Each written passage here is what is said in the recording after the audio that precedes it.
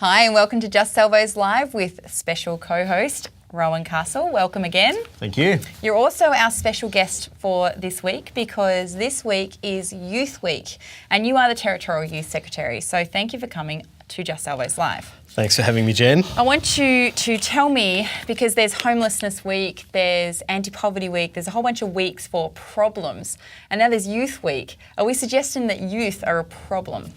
Not at all. Youth Week is a great opportunity for youth to have a voice on issues that concern them.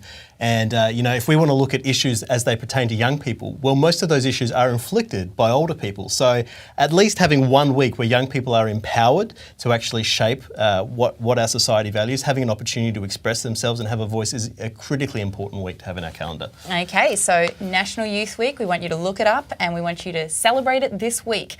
Well, there are some people that do some amazing work with young people, and that's the Oasis Youth Network up in Sydney. We've got some footage, we've got a bit of a clip, which is a little bit graphic in parts, but we want to show you that clip now. And then straight after that, we're going to go into an interview that we prepared earlier with Nathan and Paul Moulds, who are both from the Oasis Youth Network in Sydney. So enjoy.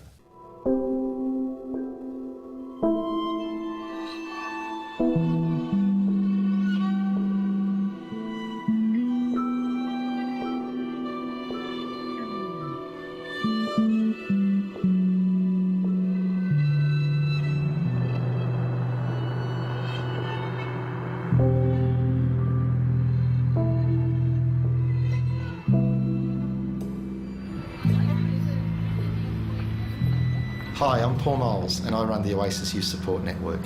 2008 has been a huge year for youth homelessness in Australia. It saw the release of a major documentary about youth homelessness. Called The Oasis, it was filmed over 2 years at our centre in Surrey Hills. It reveals the scale and reality of youth homelessness by following the lives of a handful of homeless kids. Welcome to our castle. I didn't really have that good of a childhood. I spent the beginning of my childhood watching my mum get bashed, and I used to get bashed too by my stepdad, not even my real dad. And I never met my real dad.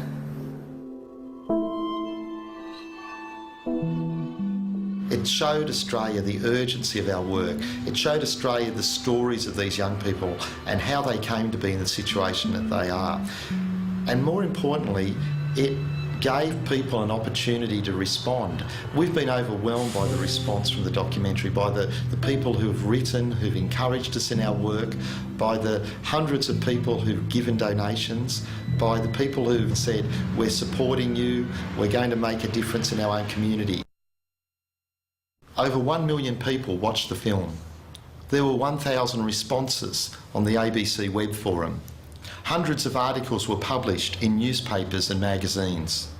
And there was TV coverage on every major network. But first, a reminder on the state of Australia's homeless youth. What I hope Australia gets is this is not a lost cause. It's a truly remarkable film. It takes you inside another world that exists alongside the comfortable one most of us live in and raises a multitude of questions.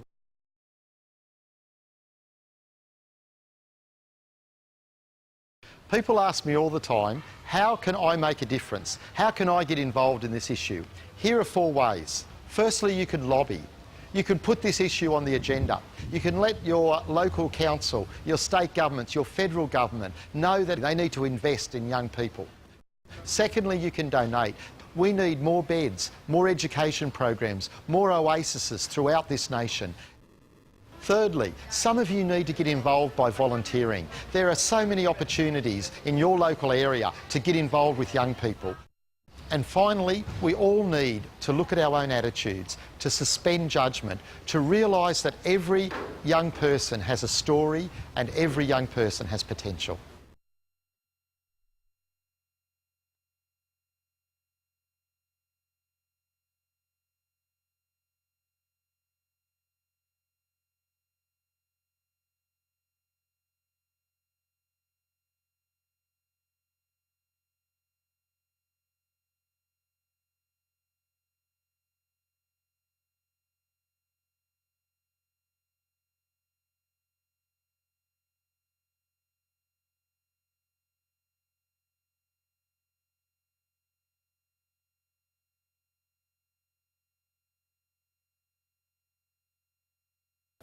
This is great. Some multiple generations of the Moulds family, Paul Moulds and Nathan Moulds. Thanks for joining us. Well, it's Youth Homelessness Awareness Week, and so I guess we want to start off by asking maybe you, mate, you're out on the streets at the moment, in amongst it. What are some of the issues that you're seeing at the moment? Well, I guess some of the things that we've been seeing for a long time but continue to struggle with is young people who just have no security of place, somewhere that they know that they can be safe and that they know they can return home to at night. So whether that be young people who are on the streets and literally homeless, having nowhere to stay, where they're all crashing at mates' houses, where they're squatting in inappropriate living places like boarding houses or abandoned kind of properties, parks. It's really encountering a lot of that. Young people who really struggle immensely with substance abuse issues, particularly with amphetamines and hallucinogens, and I've lately seen like some inhalants as well. Young people that are struggling as well a lot with self-harm issues around actually damaging their own bodies, and just inability to access just so many of the things that you need to make that healthy transition from a young person to an adult. Can't get jobs, obviously talked about can't get housing, low education, struggle to get back into any kind of formal education. There's a lot there. There's a lot there. And I'm guessing that, Paul, you're probably nodding your head in a bit of reminiscing there. Well, the funny thing is, I started being a youth worker in 1980, that long ago, and if you had asked me the same question, I would have given you the same answer. So things aren't necessarily changing. No. So what are some of the issues then? And maybe, Paul, can you highlight some of the issues? They're the really on the ground issues. Are there issues up the top that aren't supporting those? Well, the issue, if we're ever going to see change happen in this area, the really thing we've got to do is start saying, well, it's the government's problem, it's the community's problems, it's the charities section's problem. We actually got to see it as an issue that we work together cooperatively in. And for years it's been, the government have got to fix this, or, it's throwing money at it. And it's not that really. We're talking about significant change in the way that we value young people and the type of safety nets we've got in our community. The things that when you do face a hard time in your family, when family breaks down, when there's great stress on the family through poverty, that we've got safety nets and we've got people that notice those things, and we've got interventions that we can bring. If we never do that, if we don't get to that point, we were going in another 20 years, we're still going to be talking about the same sort of things. So it's about people connecting up. It's about literally working together, and it's the only way we'll get on top of it. But I'm hopeful. Things are changing. That in 2020 we're not going to be saying the same story. Look, just a little thing that Salvos have contributed to this debate and to this place where we are today, and the hope that I have is the Oasis documentary that was now on in 2008, which was 3 years ago almost, is actually now this year been accepted as a text for the national curriculum. Nice. And we've got, actually this Youth Week, they're launching a big study guide for schools and a national schools competition on a film competition for homelessness. And I think that the answer will lie in us all being informed around the issue, us all taking action. And that a lot of what that curriculum is about is not about saying it's the government's problem, but what we as a community can do to take action at a local level. So that could change things. I think the conversation is around that now, and so we're hopeful. Nathan, do you think education is going to make a difference, as particularly, say, education in schools on this issue?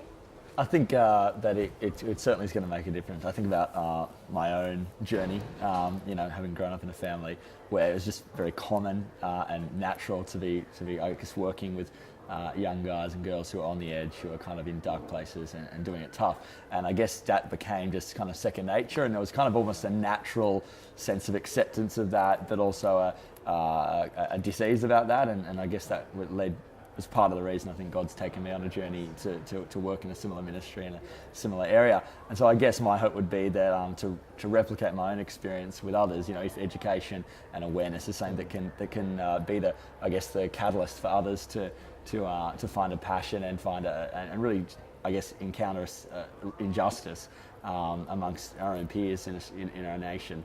And if that means, yep, I want to put my hand up, I want to get involved, then I think education can actually be something that can really make some differences, as long as we tie with the education legitimate opportunities to actually engage the issues, so it doesn't just become oh, this is a nice idea or a nice concept, but actually that it has real people's names and faces and stories attached to it. I think that could really lead to some big change.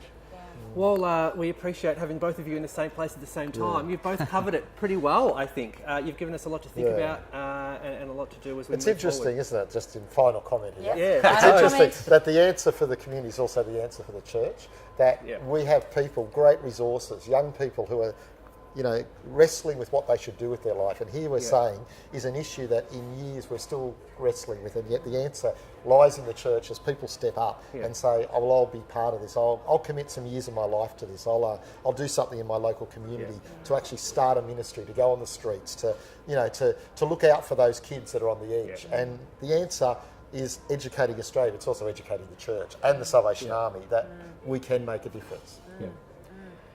Boys, thank you very much. It's okay. Thanks for having us.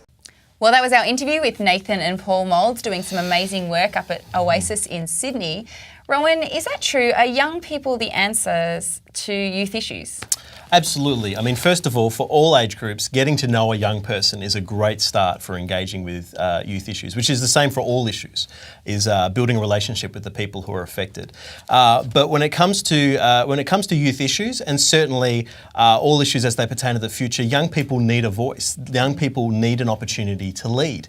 If we want to talk about environmental issues, if we want to talk about budgets and how debt is going to affect our nation, and certainly the values and direction of culture in this country, well, the consequences of all of this now are going to be for young people in their adulthood. So absolutely, young people having an opportunity to shape the future, a future which they will have to inhabit, is absolutely essential. Yeah. All right. So I really, really encourage you, if you're young or old, everyone should be taking part in National Youth Week. All of the details are on the website that you're going to see on your screen, and we just encourage you to go to that website, surf around and have a little look at what you could be doing, whether you're listening to a young person or whether you're a young person speaking out. It's really important that we get involved in these issues and start speaking now. Rowan, thank you so much for being on Thanks for having me. the show, and we will see you all next week.